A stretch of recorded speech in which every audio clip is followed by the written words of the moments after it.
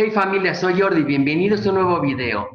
Les tengo y les quiero presentar una gran y extraordinaria persona que sin duda alguna es un gran neurólogo. Él lleva más o menos aproximadamente 20 años dentro del tema neurología y nos quiere platicar un poco más. Les presento al doctor Jaime Lavenman.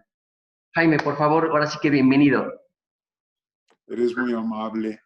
Esos 20 años ya los podemos convertir en 48 años. Mira, El tiempo vuela, mi querido Jorge. sí, sí, vuela muy rápido, vuela muy rápido. Bueno, yo Este, soy un graduado de la Facultad de Medicina de la Universidad Nacional Autónoma de México. ujú, Hice mis estudios de posgrado, primero un internado en medicina interna en el Hospital Sinai de Baltimore, en ujú, Maryland, ujú, y continué de ahí a mi residencia primero en medicina interna ujú. por 2 años en la Clínica Mayo en Rochester, Minnesota, Es correcto, sí. y finalmente seguí ahí mismo los 3 años Ujú, de neurología en la misma Clínica Mayo en la ciudad de Rochester, Minnesota. Llegué a México en el 74 y afortunadamente desde entonces he podido practicar esta bellísima especialidad y en este maravilloso país que además es el mío porque aquí nací, afortunadamente. muy bien, doctor. ¿Qué es para ti el tema neurología? Neurología, a grosso modo, implica el estudio de todas las enfermedades que involucran Ujú, directamente o indirectamente al llamado sistema nervioso. ujú, ujú, Esa es una explicación más o menos básica. ujú, El sistema nervioso se divide en dos grandes campos, ujú, lo que llamamos el sistema nervioso central, ujú, cerebro, médula espinal, y lo que es el sistema nervioso periférico, que son nervios y pues todo lo que lo acompaña, desde músculos, etcétera, etcétera. Y las enfermedades que afectan a uno u a otro son en las que el neurólogo se ve involucrado. ujú, Y, y una de ellas, que es la que tú me habías pedido que podríamos a lo mejor discutir, ujú. es la epilepsia. Correcto, doctor, es correcto. Sin duda, en la actualidad la neurología se ha visto de una forma más simple para ti o la has visto más compleja. Esa es una muy buena pregunta. En mi época, ahí en los años 60 y 70, Ujú, nadie quería estudiar neurología porque decían que era extremadamente complicada. ok, Te quiero avisar que es como 1 millón de veces más complicada ahora de lo que era en aquel entonces, ujú, basado en que tenemos más conocimientos ujú, y en que tenemos mucho mejores armamentos para poder establecer diagnóstico. ujú, Yo quiero que simplemente tú y el auditorio piensen ujú, que me tocó a mí la época de la medicina y de la neurología antes y después de la llegada, por ejemplo, de la tomografía por computadora, ujú, que ujú. fue una revolución, como no tienes una idea, Ok, en las posibilidades de establecer tratamientos adecuados, ujú, bueno, más que tratamientos diagnósticos adecuados, y correcto. poder establecer a su vez un tratamiento adecuado. Ujú, ujú, Entonces me tocó exactamente el parteaguas. Mis ujú, primeros año y medio ujú. allá en la Mayo fueron sin tomografía y los siguientes año y medio ya fueron con tomografía. Y haz de cuenta que estudié dos carreras diferentes. Ok, ok, ok, ok. ¿Cuál ha sido tu reto más grande dentro de la epilepsia, doctor? La epilepsia no es una nueva enfermedad, ha venido acompañando al hombre desde que éste hizo su aparición en el planeta. Ujú, Y siempre ha sido una especialidad oculta. Ok. Las manifestaciones que da o Ujú, que daba ujú, llamaban mucho la atención a la gente porque no entendían ujú, de dónde podían provenir. ujú, En la actualidad, lo más importante para el neurólogo es tratar de establecer conjuntamente con su paciente ujú, un diálogo en el que haya una serie de síntomas que el paciente me va a referir a mí, ujú, acompañado de una serie de estudios, examen que yo voy a llevar a cabo. Y lo más importante de esta amalgama es que yo pueda establecer un diagnóstico y un tratamiento ujú, y convenza a mi paciente de que lo que estamos haciendo está basado en evidencia ujú. y de que lo que estamos haciendo puede o no resolver su problema. Voy a ser honesto contigo y con el auditorio. Es doctor. ¿Cuántas enfermedades curamos los médicos? Muy pocas. Te Ujú, voy a decir. ujú, Curamos lo que el bisturí puede cortar. correcto. Amígdalas, un apéndice, una vesícula infectada, etc. Ujú, Curamos infecciones, ujú, ¿ok? A ujú, veces ni esas, como estamos viviendo en la actualidad, la pandemia en la que todos estamos por eso recluidos. ujú, Pero fuera de estas dos y de la posibilidad de prevenir otras, básicamente enfermedades infecciosas a través de las vacunas, los médicos lo que hacemos es dar tratamientos no curativos. ok, ok. Si tú tienes enfermedad de Parkinson Ujú, y te acercas a mí y me preguntas, Doc, ¿con lo que me va a dar me va a usted a curar? No, te voy a ok. controlar. Ujú, Doctor, yo tengo diabetes mellitus tipo 1 o tipo 2. ¿Me va usted a curar? No, pero con lo que te voy a dar, con el tipo de vida que voy a sugerir que lleves, vas a vivir una vida plena, pero no te voy a poder curar, te voy a tener bajo control. correcto. Y esto abarca también a las enfermedades del sistema nervioso. Ujú. Sí, sin duda. Los matices de la innovación de la epilepsia nos han sorprendido muchísimo desde hace mucho tiempo a ahora. ¿Podríamos ver nuevas formas de práctica, doctor? Sí, déjame brevemente hacerte un resumen. La epilepsia en sí es una actividad anormal Ujú, en la que las neuronas de la corteza cerebral, ujú, por alguna razón, ujú, disparan su actividad y esta en conjunto se presenta como una convulsión. ok. Antiguamente usábamos la palabra crisis convulsiva, esta hemos dejado de usarla y ahora usamos básicamente la palabra epilepsia. Ujú, ¿Por qué digo que es una enfermedad que ha venido acompañando al ser humano desde que éste apareció en la Tierra? Si tú recuerdas esos cráneos donde se ve que han tenido un trépano, ujú, muchos de estos fueron llevados a cabo en pacientes que presentaban convulsiones. ujú, También recuerda que la epilepsia era conocida como una enfermedad sagrada ujú, y así se le ha conocido a través de la historia. De, desde el año, bueno, desde finales del siglo XIX, ujú, empezaron a usarse medicamentos. ujú, No eran medicamentos específicos como los que tenemos ahora. ujú, Se empezó usando los bromuros. ujú, Y bueno, sí daban cierto alivio a los pacientes, pero con unos efectos secundarios y espantosos. Después vino el fenobarbital, ujú, barbitúricos, que impresionante, pero que llevan más de 100 años en el mercado y lo seguimos usando. ujú, Lo seguimos usando en algunos casos de epilepsia.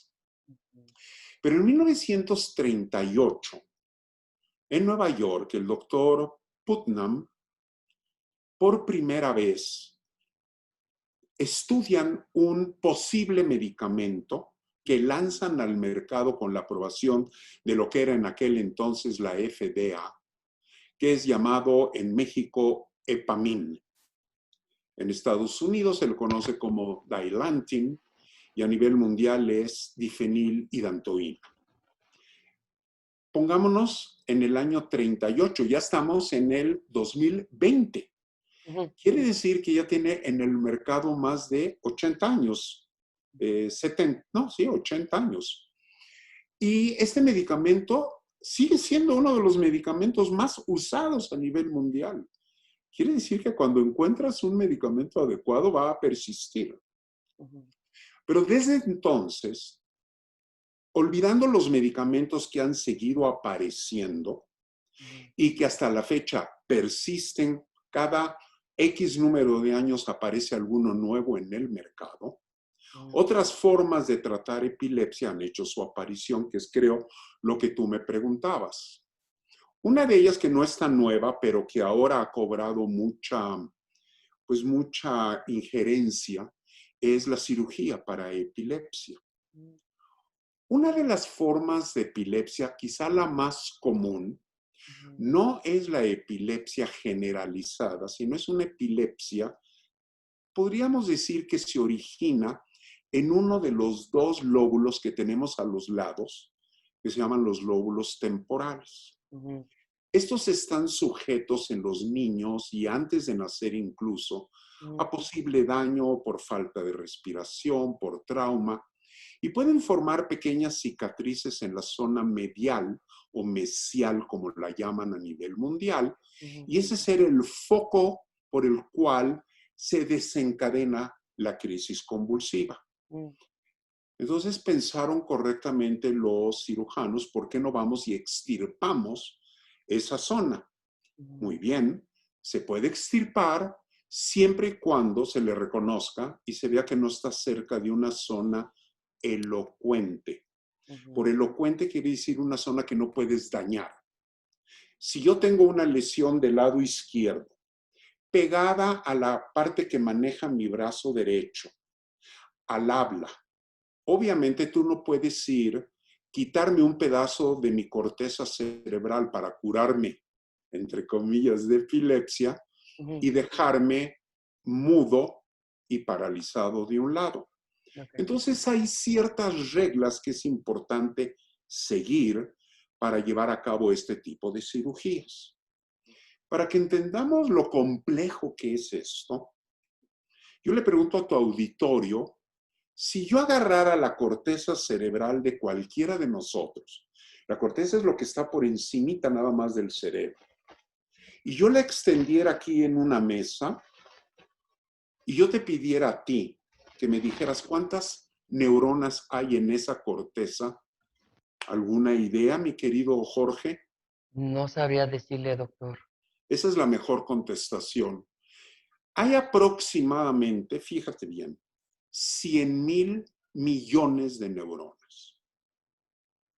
Ahora, tú ponte a pensar en las posibles conexiones que hay entre una neurona y otra, y cuando las sumas, son más que las estrellas que hay en el universo.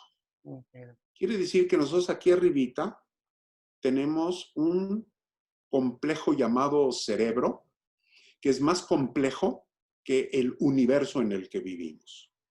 Entonces, se necesita una lesión muy grande para producir una convulsión. Te pongo un ejemplo. Si yo agarro una piedra pequeña, estoy en Valle de Bravo y la tiro al lago, es una piedra pequeñita, pues se hacen unas onditas y no pasó a mayores, ¿correcto? Correcto. Y si yo agarro una piedra descomunal y la aviento en la mitad del lago, se va a armar hasta una ola y va a abarcar a todo el lago. Esa es la diferencia entre una crisis pequeña, que llamamos focal, en la que puede haber un poco de movimiento en mi mano, y otra en la que se desencadena una crisis generalizada, pierdo la conciencia y caigo al suelo con movimientos. Es el estímulo que lo provoca. Entonces, independientemente de la cirugía que ahora se hace con bastante frecuencia, sobre todo en pacientes que no responden a medicamentos, bueno, ya hay muchas otras cosas que se están intentando. Pongo un ejemplo. La colocación de marcapasos, como el marcapaso en un corazón y que regula la conducción eléctrica que hace que el corazón lata. Pues nosotros ponemos una en un nervio que se llama el nervio vago. Qué feo nombre le pusieron. Bueno, el nervio vago. Y este nervio, de alguna manera que desconocemos, inhibe las probables crisis que pueden estarse presentando. También se pueden colocar marcapasos en varias otras zonas del cerebro. También se ha hecho estimulación a través de magnetismo. Se ha hecho estimulación eléctrica más profunda. Y se sigue día con día viendo qué otra forma hay para poder ayudar a los pacientes. Pero déjame decirte que cuando yo hablo de los pacientes, hablo de una minoría que es la que no responde a tratamiento médico. Porque afortunadamente más del 90%, quizá un poco menos, 85 a 90%, están perfectamente controlados con los medicamentos que se dan por vía oral. Y esto pues ya tiene, como dijimos, desde el Epamine en el 38, pues ya tiene 82 años. Entonces sí, más o menos. Ok, doctor. ¿Para ti qué significa el apoyar a una persona con epilepsia? En la antigüedad, los epilépticos y los leprosos, aunque en diferentes categorías, eran estigmatizados y alejados de la sociedad. El leproso porque sabían que podía contagiar, aunque no sabían cómo. Y el epiléptico porque les daba miedo, pensaban, como te dije, que alguna fuerza divina había entrado dentro de ellos y eran seres que no debería uno de molestar. En la actualidad, afortunadamente, todo esto ha cambiado. La manera, creo yo, de apoyar a cualquier persona que tenga epilepsia leve, moderada o severa es, primero, explicarle lo que tiene. Segundo, decirle claramente que no es una enfermedad. Es una cicatriz en un mal lugar. Y tercero, decirle que él no es nada diferente a cualquiera de nosotros y que la idea es reintegrarlo a una vida normal. Cuando yo les explico lo de la cicatriz, hay gente que no me entiende. ¿Cómo una cicatriz? ¿Pero qué tan grande? Son cicatrices milimétricas. Pongo otro ejemplo. Tenemos un mundo, una tierra con 7.500 millones de habitantes. No son tantos, pero sí son muchos. Nuestro cerebro tiene 100.000 millones de neuronas. Y toda la Tierra tiene 7.500 millones de seres humanos. En la actualidad, si explota una granada en medio de un café en París, en los siguientes 10 minutos hay una conmoción a nivel mundial. Todas las estaciones de televisión están concentradas y 2.000 millones de personas están viendo lo que acaba de pasar en ese lugar. Esa sería la explicación de cómo un estímulo sumamente pequeño puede causar un enorme alboroto. Y eso es lo que pasa en la corteza. No tiene que ser un estímulo muy grande, puede ser un estímulo y de ahí se desencadena una reacción en cadena. No sé si te acuerdas, hace muchos años, para explicar lo que era partir un átomo, pusieron ratoneras en un cuarto con bolas de ping-pong. No sé si lo viste alguna vez. Y dijeron, vamos a ver cómo es una explosión atómica. Entonces alguien lanzó una pelota y en 3 segundos se empezaron a tronar todas. Eso es una explosión. Y todo empezó porque a mí se me ocurrió lanzar una de las pelotitas ni siquiera sin rumbo. Y así empiezan las crisis convulsivas en muchas ocasiones. Entonces sí es importante apoyarlo dándole consejos. Por ejemplo, vienen a mi consultorio y me dicen, la mamá, doctor, dígale por favor que no puede. Esto, que no se desvele, que no tome, que no. Mira, prohibir es incitar a cometer un delito. ¿Sí? Si no entendemos. No debe de haber prohibiciones, debe de haber lógica. Entonces yo le digo a la mamá, mire señora, sí tiene usted razón, hay ciertas cosas que no debe de hacer. No debe de nadar solo. El niño inmediatamente ya está brincando que cómo es posible. La explicación obviamente es clara. El niño está nadando solo en una alberca y le da una crisis, va a ahogar. Entonces la mamá, muy contenta, me dice, sí, tiene usted razón. Le digo, no señora, no he terminado. ¿Y usted sí puede nadar sola en una alberca? Sí, doctor, ¿yo por qué no voy a poder? A ver, una pregunta, señor, ¿y si le da un calambre a la mitad del hondo? ¿Quién diablos la saca usted de ahí? Nosotros nacimos con bronquios, no nacimos con el aparato respiratorio para respirar debajo del agua.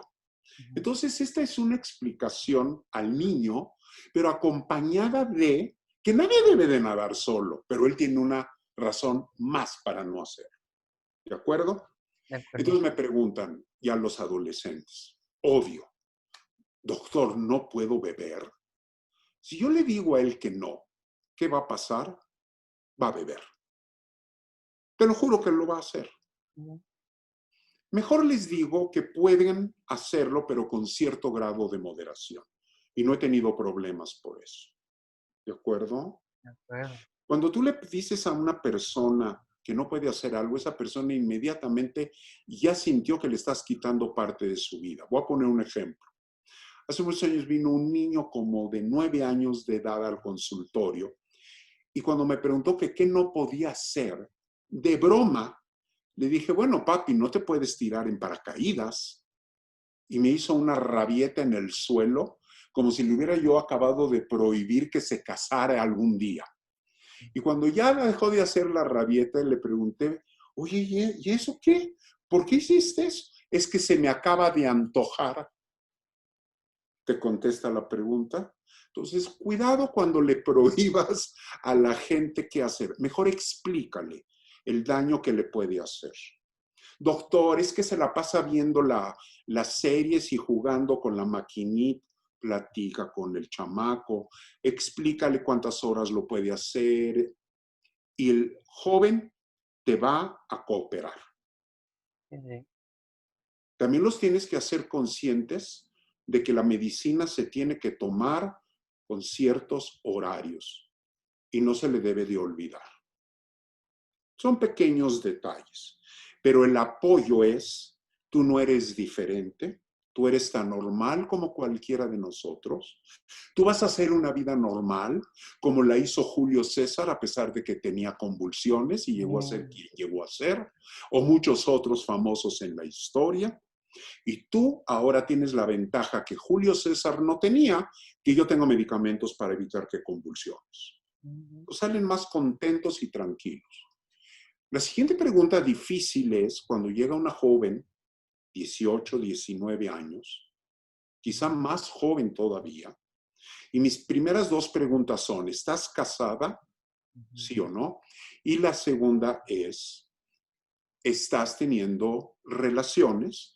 Porque necesito saber que no te me vais a quedar embarazada tomando el medicamento. Entonces les explico también qué medicamentos están totalmente prohibidos. Y también les digo que todos los demás medicamentos tienen el potencial de causar daño, unos más, unos menos. Y esto te lleva a ti, haz de cuenta que tú eres el neurólogo, a que si yo veo a una joven de 18 años en mi consultorio con crisis, bueno, con epilepsia, y me dice, doctor, ¿cuánto tiempo voy a tener que tomar la medicina? Y yo sé que lo va a tener que tomar por un periodo bastante largo. Ya desde ese día tengo que escoger un medicamento pensando que algún día se va a embarazar y no le puedo dar el medicamento que pueda hacerle daño. Porque yo no sé si ella va a regresar a verme, pero le va a quedar muy claro ¿Por qué no le di el otro medicamento? Ujú. Y esto también le digo a las muchachitas, cuando te vayas a casar, ¿le vas a contar a tu futuro esposo que padeces de epilepsia o no?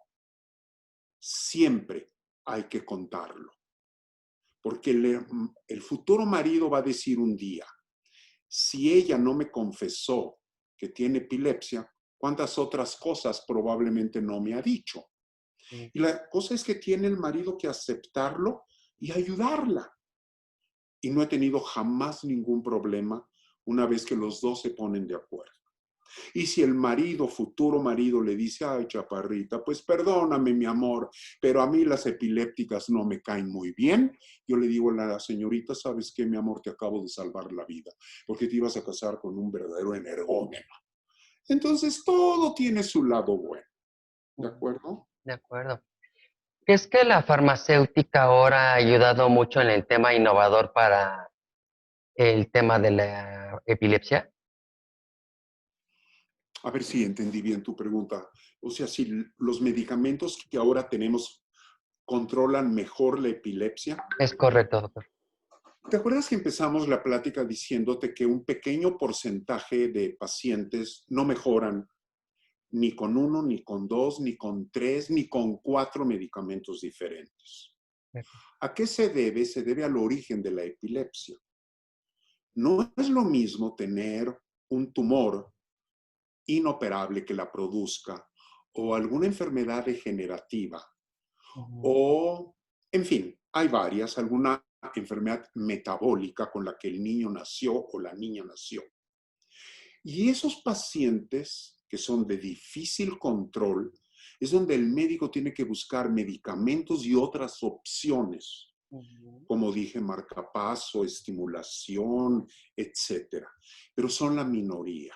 Ujú. La gran mayoría de los pacientes, si siguen, pues no son órdenes, pero las sugerencias que el médico les da Ujú. y les explica el por qué, y se checan en el laboratorio sus niveles con cierta frecuencia, la mayoría de ellos deja de tener crisis convulsivas o en vez de tener 5 o 6 en un año, pueden tener una cada 10 o cada 15 años.